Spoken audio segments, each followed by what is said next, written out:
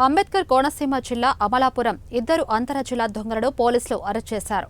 గత నెల 24వ తేదీన రాజూల్లో జరిగిన దొంగతనం కేసులో ముద్దాయిలుగా ఉన్నట్లు తెలుస్తోంది. వీరి నుంచి 40 లక్షల రూపాయల విలువైన 449 గ్రాముల బంగారం, 5,925 గ్రాముల వెండి వస్త్రాలు స్వాధీనం చేసుకున్నారు. 24th మార్నింగ్ మనకి ఒక హెచ్బి అయినట్టు మనకి కంప్లైంట్ రావడం జరిగింది. సో ఇమీడియట్గా మన clues team and dog squad కూడా సీన్ విజిట్ చేశారు. సో విజిట్ చేయగా మనకు కొన్ని అక్కడ టెక్నికల్ ఎవిడెన్స్ కొన్ని రావడం జరిగింది.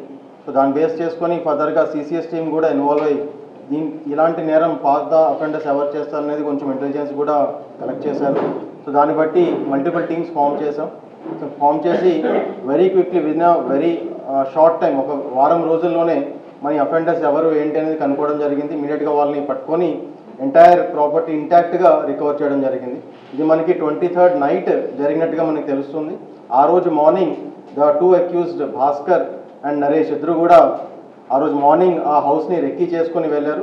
నైట్ వచ్చి అఫెన్స్ కమిట్ చేసి ఇమీడియట్గా ఫరారయ్యారు.